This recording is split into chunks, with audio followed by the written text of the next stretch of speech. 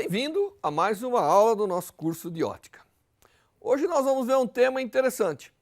Nós já passamos por tantos conceitos, por tantos efeitos, fatos, leis da ótica. Hoje nós vamos ver algo que é o início da física moderna relacionado à ótica, que são os fótons, corpúsculos de luz. Até agora nós aprendemos a luz e a nossa visão de luz é algo ondulatório, É algo que oscila, são os campos elétricos e magnéticos que oscilam, tem frequência, como meio de onda. E em algumas situações, a luz parece não dar muito bola para isso. Ela se comporta como algo que concentra a energia e o momento. Mesmo como onda, ela tem energia e momento, mas não concentrado. Não no conceito de um pacote, que é o que nós chamamos de um fóton, que é o que nós chamamos de uma partícula de luz. Então, vamos introduzir esse conceito de uma forma tranquila, um pouco histórica de como foi observada e quais são as consequências disso. Muito bem. Então, a aula de hoje é sobre os fótons, uma pequena introdução aos fótons. E como eu havia dito, nós aprendemos que a luz é onda, não é? E nós aprendemos que a luz é onda pelo fato dela apresentar características que são características pertinentes a ondas, não é? Ela apresenta difração, lembra? Aquela capacidade em contornar os objetos com certo ângulo. Nós aprendemos que a luz separada sofre interferência, também pertinente às ondas, e muitos outros efeitos que advêm da onda. Aí, que onda era essa? Muitos cientistas trabalharam para chegar ao ponto que a onda é de característica eletromagnética, portanto, virou a radiação eletromagnética, grande sucesso da ciência, da física, que explica praticamente tudo. Explica da ótica geométrica até a ótica física desses fenômenos. Muito bem, então a interpretação ondulatória da luz, como uma onda real, física, é muito bem sucedida. Mas alguns dos cientistas que participaram da elaboração da ótica, como Newton, ele era um mecanista. Newton trabalhava com momento, com força, tanto é que toda mecânica tem seu alicerce em cima das leis de Newton, não é? É força, é massa, é partícula. É partícula. E Newton, então, com seu conhecimento de mecânica, tentou dar à luz uma característica corpuscular, explicar reflexão, refração, tudo isso baseado na luz como pequenos corpúsculos. Mas ele foi vencido. A teoria ondulatória era tão bem sucedida, porque ele não conseguia, na época, explicar o problema da interferência, e que ele realmente cedeu a outros que estabeleceram a teoria ondulatória da luz. Então nós trabalhamos séculos com a luz como onda até o início do século XX. Quando chegou no fim do século XIX, começo do século XX, o pessoal começou a observar alguns efeitos que a teoria ondulatória não era suficiente para explicar. Um deles é a chamada radiação emitida pelos corpos aquecidos, chamada de radiação de corpo negro. Não é porque o corpo é negro, é porque ele só emite, ele não consegue refletir luz. Então ele é chamado negro por essa razão, mas não importa o nome dele. O que importa é que quando você pega objetos e aquece, independente de qual objeto seja, se é um pedaço de metal, se é um pedaço de madeira, se é um pedaço de pedra, não importa, ele emite luz da mesma forma. E ele emite luz, e se você olhar o espectro que ele emite, as cores que ele emite, você forma um espectro, que é o chamado espectro da radiação dos corpos aquecidos ou dos corpos negros. Muito bem, alguém tem que interpretar isso. Obviamente, isso tem a ver com a emissão, eu dou energia aos átomos, nós aprendemos, eles chacoalhando as cargas estão emitindo, mas estão emitindo de uma forma muito característica, E a ciência quis interpretar isso aqui, quis dar a isso uma interpretação, como se fosse ondas. Aí, cientistas extremamente importantes como Planck, como Einstein, como Compton e muitos outros, se debruçaram em cima do problema para entender o que realmente está acontecendo que faz com que a radiação emitida pelos corpos tenha essa natureza. Muito bem. E depende, todo mundo sabe que depende da temperatura, né? De uma forma muito peculiar. A quantidade de luz que é emitida vai com a temperatura à quarta potência. Se você dobra a temperatura absoluta de um pedaço de ferro, a quantidade de radiação que é emitida multiplica por 16. Né? Então, tudo isso tinha que ser explicado. Daí, começam essas explicações e muita gente trabalhou. Rayleigh, Wien, muitos cientistas trabalharam e chegaram à conclusão que para explicar esses efeitos, nós tínhamos que conjugar a energia da radiação eletromagnética em pacotes, que foram chamados de fótons. Então, o que eles notaram que, dada uma quantidade de energia emitida por um objeto, ela tem que ser sempre um número inteiro de uma porção mínima de energia, que é a energia do fóton. Tá certo? Então, essa quantidade ela é discretizada, um corpo emite pacotes, e nunca emite metade de um pacote, emite sempre um número inteiro de pacotes. Não é? E esses pacotes, que é um número inteiro, e esse epsilon, que é a energia elementar, ela é uma constante que acabou sendo constante chamada de constante de Planck, porque Planck, que é um físico alemão, ele conseguiu explicar e compor e mostrar que para entender aquilo que estava acontecendo era necessário imaginar que uma quantidade de energia da radiação sempre existia na forma de pacotes de uma quantidade elementar, que é o chamado fóton. Se você lembrar que a frequência da luz é o comprimento, é a velocidade dividida pelo comprimento de onda, essas são duas formas de você explicar o valor desse pacotinho. Só que essa constante de Planck, ela é uma coisa muito pequenininha, olha aqui, ó, 6 vezes 10 a menos 34, é 0,340 em um número. A energia é muito pequena e na vida cotidiana você não consegue ver esses efeitos de forma tão marcante, mas está lá dentro da luz. O comportamento de ter energia concentrada, não é, exige o conceito de corpúsculo. Lembre-se, a luz ela tem comprimento de onda e tem frequência, tá certo? E isso resulta numa energia e num momento concentrado nessa porção. Daí vem a interpretação de um pacote. Ao invés de ter essa onda andando, ela tem um pacote de energia. E ao invés dela ser continuamente absorvida, quando eu jogo luz numa superfície negra, por exemplo, ao invés dela ser continuamente absorvida, ela vai sendo absorvida por esses pacotes de energia que são os fótons.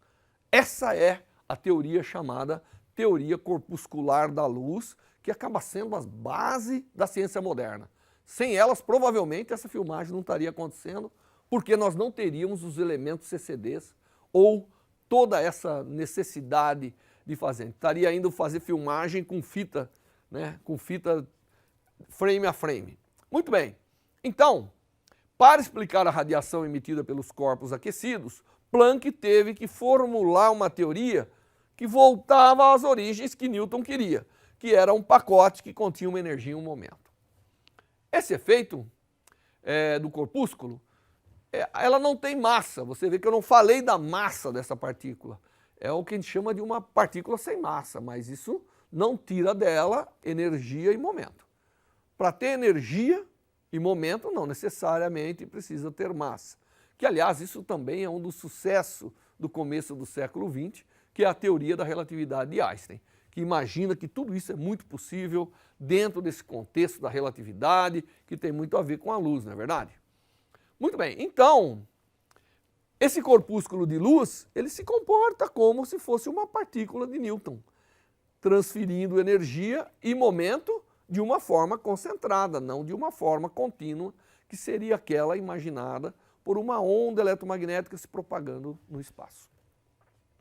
Existe um segundo efeito, que é chamado efeito fotoelétrico, que também foi explicado, foi comprovado. Aliás, o efeito fotoelétrico ele comprova a natureza eletromagnética da radiação, mas ele tem uma coisa interessante.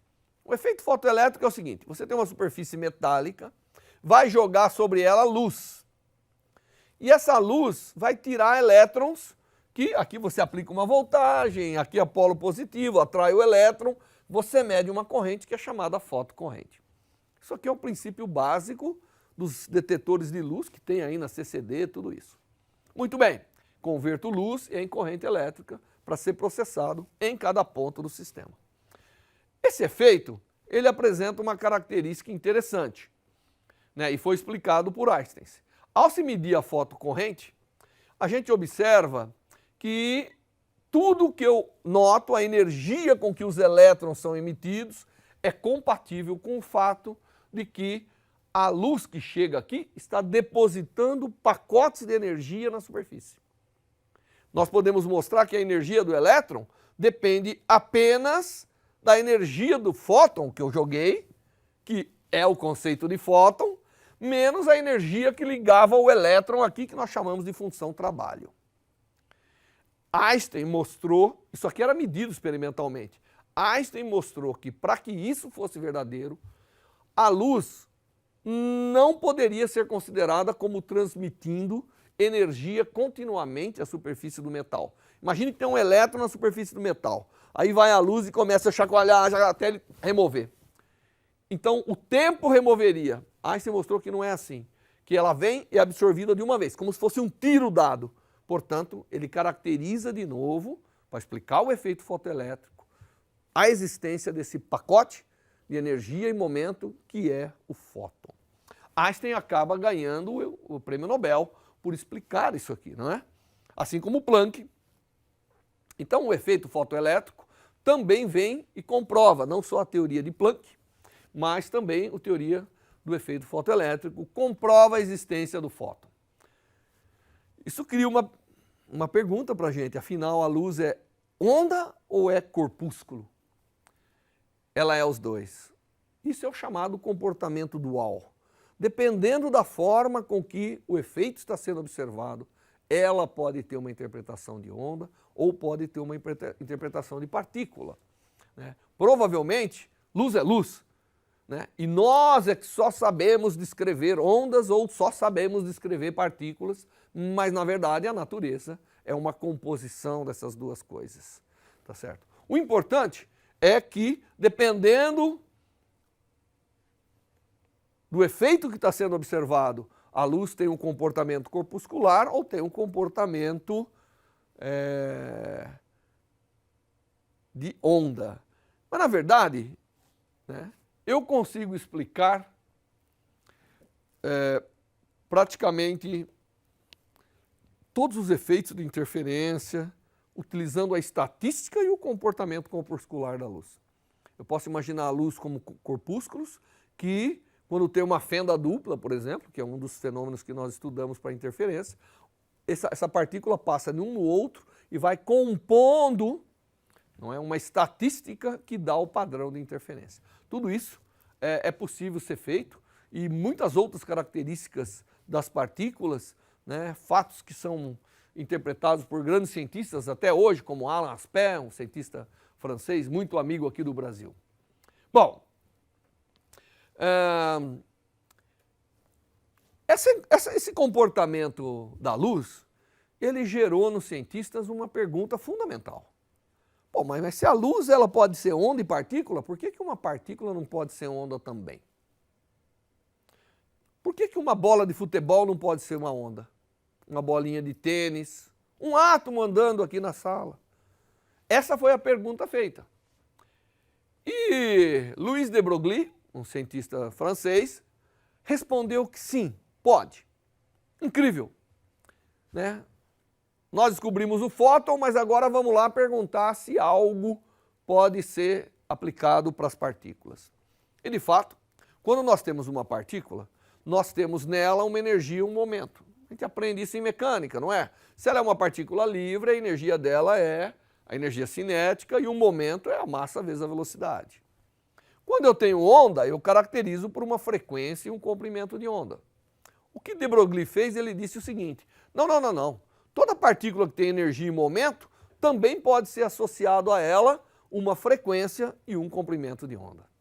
Então, de Broglie transformou as partículas massivas na possibilidade de serem ondas de matéria. Percebe? Nós fomos lá buscar nas ondas o comportamento de partícula, mas de Broglie e outros chegaram à conclusão que não, isso deve ser geral. Não é? A natureza é composta das duas. E isso deu origem ao que nós chamamos da mecânica quântica. A mecânica quântica, ela vem e diz o seguinte: dado que eu tenho uma partícula, ela pode ser vista como uma onda, como um pacote de onda. Da mesma maneira que uma onda pode ser vista como um pacote de energia. E essa é a relação, essa em específico, que dá o momento, como sendo essa constante de Planck pequenininha, dividido por lambda, não é? Dá o lambda que seria associado a uma partícula que tem movimento. O problema é que se eu pegar uma bolinha de tênis andando e calcular esse lambda, eu vou ver que ele é subatômico. Eu jamais consigo observar essa característica de onda para uma partícula macroscópica. Mas existem situações onde isso se torna marcante, isso se torna necessário. Um deles é o átomo. Tá certo? Quando nós tentamos explicar o átomo, é difícil, né? A gente fica sempre perguntando, pô, o professor falou que um elétron acelerado, que é o caso de um elétron em órbita, emite radiação. No átomo não emite. A matéria não está emitindo radiação por nada, né? E também, se ele emitisse, ele cairia no núcleo. Mas o que acontece é que esse elétron que está aqui, ele é uma onda. É uma onda ao redor desse núcleo. Uma onda estacionária ao redor desse núcleo. E o que aconteceu foi que a ciência pegou isso, como se fosse uma cordinha na qual o elétron está, mas ele é a própria corda, ele é a própria onda, fez umas continhas, porque o perímetro tem que ser um número inteiro de comprimento de onda para ele existir, para ter uma interferência construtiva, e usou a relação de Broglie para mostrar que a energia do elétron no átomo tem que depender de um número inteiro, tem que ser discretizada, fato que gera o chamado átomo de Bohr, estados de Bohr, e que dá à ciência os pilares de sustentação para imaginar que toda a matéria, na sua natureza mais íntima, ela é onda. E dá origem à mecânica quântica, que hoje já não é nem só mecânica quântica, já é a ciência quântica, porque explica todo o comportamento de todas as moléculas, para toda a composição, formação das proteínas, das enzimas, das membranas, da vida de um modo geral. Então, você vê, a ótica pode ser dita como sendo uma das mães, né, da mecânica quântica, que é hoje aquilo que nós temos de mais rico para entender a natureza, e é isso que deu ao homem essa evolução tecnológica fantástica. Muito bem, normalmente você pode perguntar, mas então eu quero aplicar onda para tudo. Mas o elétron, como eu falei para você, a onda de Broglie é tão pequenininha que só dentro do átomo, que é algo também tão pequenininho, é que a natureza faz sentido. Olhar a natureza ondulatória do elétron faz sentido só lá dentro do átomo, não é? Quando eu estou olhando o mundo macroscópico, as coisas são tão grandes que essa dimensão, esse tamanho do comprimento de onda não faria tanto efeito.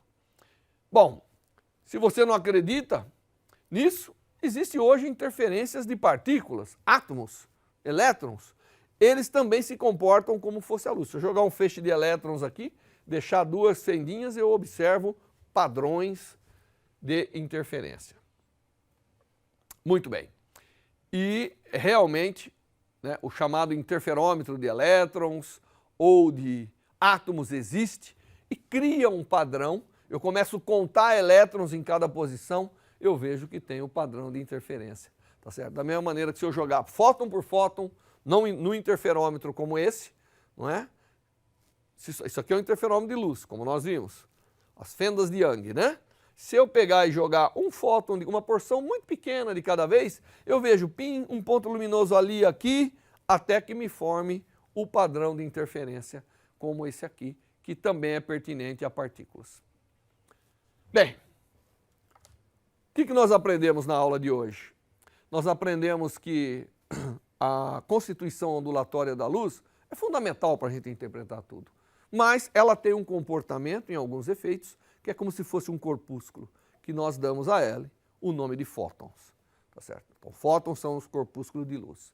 E fazendo essa interpretação e comprovando essa interpretação, nós pudemos dar origem a uma ciência muito mais ampla, uma ciência ondulatória para a mecânica da matéria, para as partículas de massa, que dá origem à chamada mecânica quântica, natureza quântica da matéria, que é fundamental para a gente entender o mundo hoje, entender a vida, entender tudo que está ao nosso redor. Lá na sua intimidade, as ondas acabam sendo fundamentais.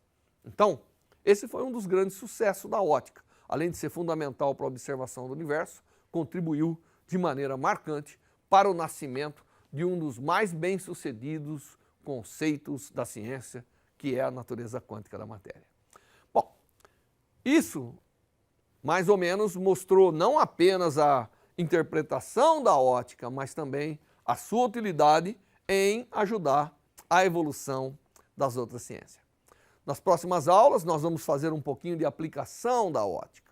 Vamos falar um pouquinho do para que serve a ótica, para descobrir as coisas, e para que serve a ótica para consertar outras, principalmente relacionadas com a ciência da vida.